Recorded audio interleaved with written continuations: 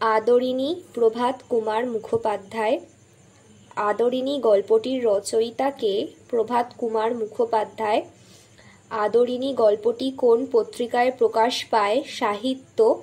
আদরিণী গল্পটির উৎস গল্পাঞ্জলি গল্পগ্রন্থ। আদরিণী গল্পে মোট পরিচ্ছেদ সংখ্যা 7টি। জুনিয়র উকিলের নাম কি? কুঞ্জবিহারী বাবু। পাড়ার ডাক্তারের নাম কি? নগেন্দ্র বাবু বা নগেন বাবু। জয়রাম মুখোপাধ্যায় পেশায় ছিলেন মোক্তার। কাদের বাড়ি থেকে বিয়ের নিমন্ত্রণ এসেছিল? পীরগঞ্জের বাবুদের বাড়ি। মেজ বাবুর মেয়ের বিয়ে কোন বারে? সোমবার।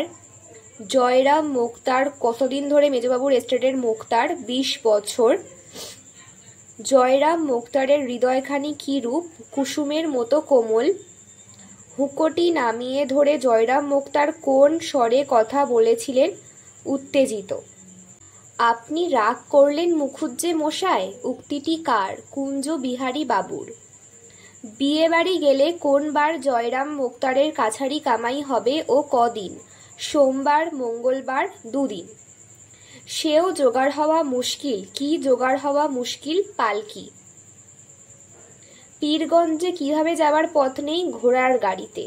আপনাকেও কিন্তু আমাদের সঙ্গে যেতে হবে, না গেলে ছাড়ছি নে উক্তিটি কার? কুঞ্জবিহারী বাবুর।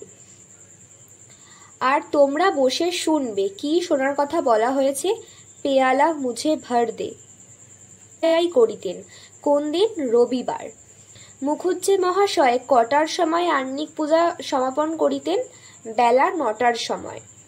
হঠাৎ সেই হাতির কথা মনে পড়িয়া গেল। কখন মনে পড়ল? জয়রাম যখন অনেকগুলি মক্কেলদের সহিত কথাবার্তা বলছিলেন। পাঠ লিখিয়া 2-3 দিনের জন্য একটি সুশীল সুবোধ হস্তি প্রার্থনা করিয়া পত্র লিখিলেন। পত্রটিতে কি লিখেছিলেন? প্রবল প্রতাপান্বিত শ্রীল শ্রী মন মহারাজ শ্রী নরেশচন্দ্র রায় চৌধুরী বাহাদুর আশ্রিত জন প্রতিপালকেশু। কাকে ডাকিয়া পত্রখানি লইয়া যাইতে আজ্ঞা দিয়া মোক্তার মহাশয় আবার মক্কেলগণের সহিত কথোপকথনে প্রবৃত্ত হইলেন? একজন ভৃত্যকে ডাকিয়া। জয়রাম পত্রে কত দিনের জন্য হস্তি প্রার্থনা করেছিলেন? 2-3 দিনের জন্য। জয়রামের গায়ের রং আরেকটু পরিষ্কার হলে তাকে কি বলা যেতে পারে? গৌরবর্ণ। গোপগুলি মোটা মোটা, কাঁচায় পাকায় মিশ্রিত। কার? জয়রাম মুখোপাধ্যায়ের। জয়রাম বাবুর আদিবাস কোথায়? যশোর জেলায়।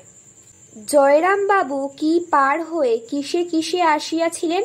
পদ্মা পার হইয়া, কতক নৌকাপথে, কতক পদব্রজে আসিতে হইয়াছিল। জয়রাম মোক্তারি করতে আসার সময় কি সাথে নিয়ে এসেছিলেন? একটি ক্যাম্বিজের ব্যাগ এবং একটি পিতলের ঘটি।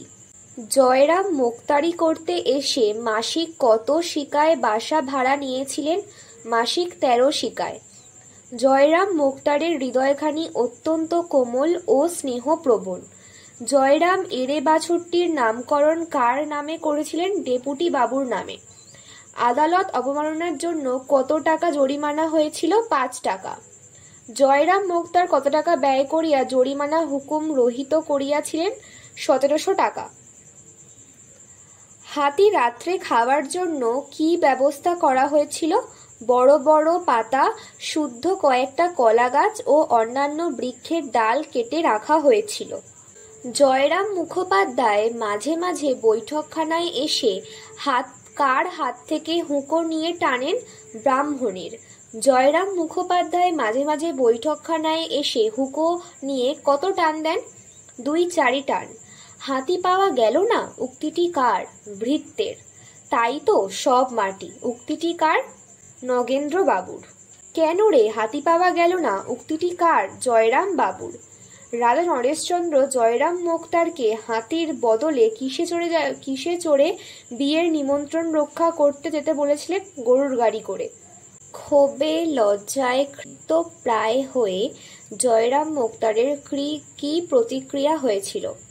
তার হাত পা ঠকঠক করে কাঁপতে লাগলো, 2 চোখ দিয়ে যেন রক্ত ফেটে পড়ল।